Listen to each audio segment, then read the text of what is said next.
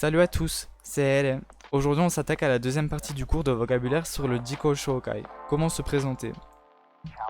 J'ai écrit un commentaire sur la dernière vidéo concernant une erreur que j'ai faite.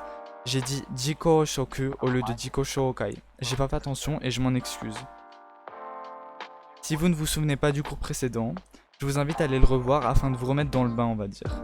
Trêve de bavardage, commençons tout de suite. Comment écrire notre Jiko Shoukai? Pour commencer à se présenter, on dira hajimemashite du verbe hajimeru qui veut dire commencer. C'est un mot qui se traduit par enchanté. C'est la première chose que l'on dit pour se présenter à quelqu'un. Pour donner son nom et son prénom, la formulation dépend du niveau de politesse. On dira watashi wa non to shimasu. Watashi wa non to shimasu.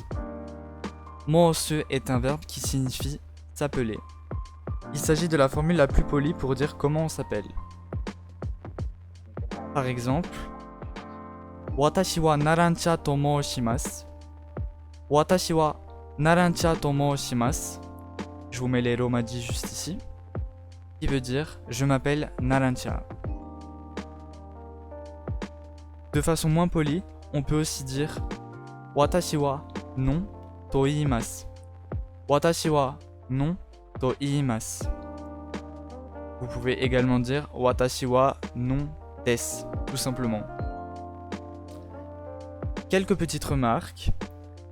Comme on l'a vu précédemment, le pronom personnel watashi peut être omis de la phrase et la particule qui le suit aussi du coup. Ici en l'occurrence c'était la particule wa.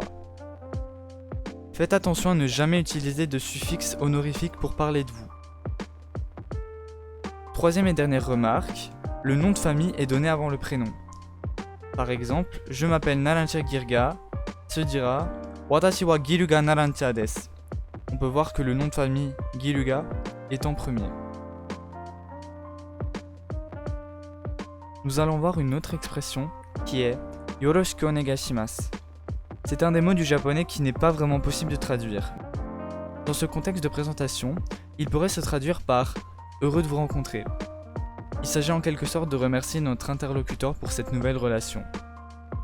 On peut aussi juste dire yoroshiku, mais c'est plus familier. Ou encore douzo yoroshiku onegaishimasu. Douzo yoroshiku onegaishimasu, qui est une forme encore plus polie.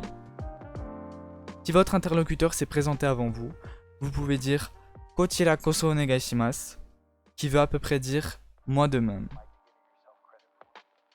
En entier, ça donne hajimemashite, giru ga narancha to iimasu, yoroshiku. Qui veut dire enchanté, je m'appelle Narancha Girga, ravi de vous rencontrer. Pour ceux qui se demandent qui est ce fameux Narancha, c'est lui. Il provient du manga Jojo's Bizarre Adventure, en japonais Jojo no Kimyo na Bouken. Si vous n'avez jamais regardé, je vous invite vraiment à aller voir parce que c'est génial.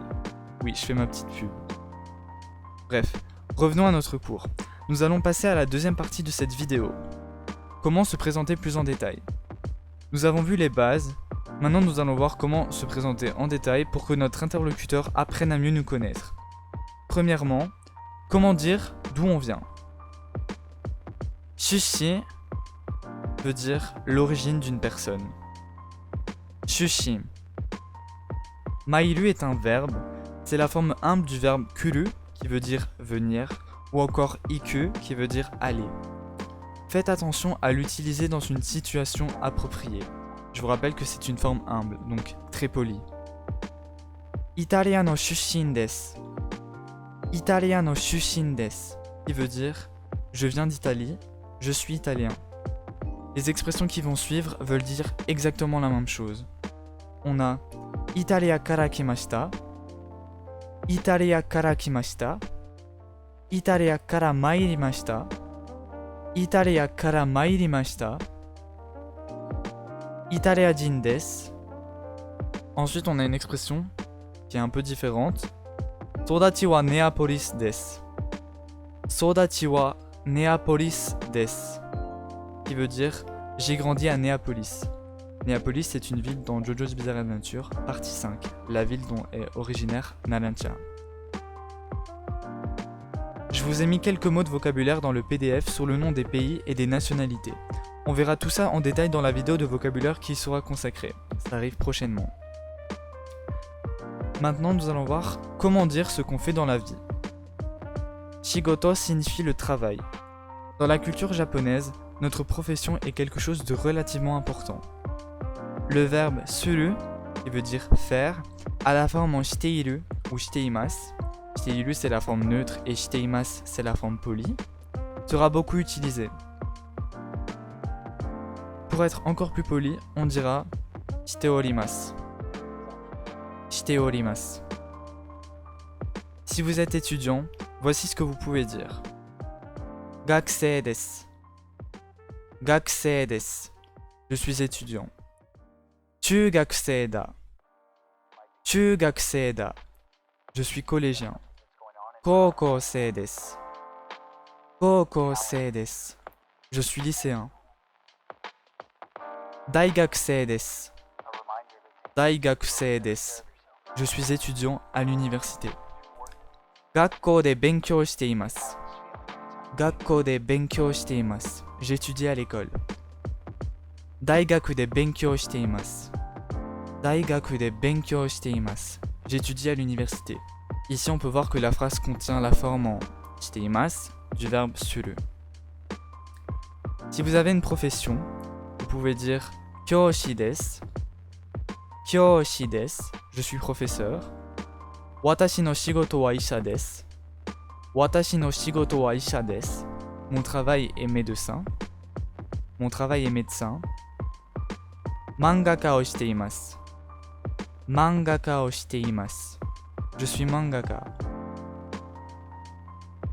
Je vous ai mis quelques phrases en plus dans le PDF ainsi que d'autres métiers. Même chose, une vidéo y sera consacrée. Et pour finir, voyons comment dire où l'on habite. Sumu est un verbe qui veut dire habiter. Ville ni sundeimasu. Ville ni sundeimasu. Ça fait un petit peu bizarre de dire ça comme ça, mais bon, je vois pas trop comment dire autrement. Donc ça veut dire j'habite à ville, du coup. Ville no chikaku ni sundeimasu. Ville no chikaku ni sundeimasu veut dire j'habite près de ville. Ville no chikaku no ie ni sundeimasu.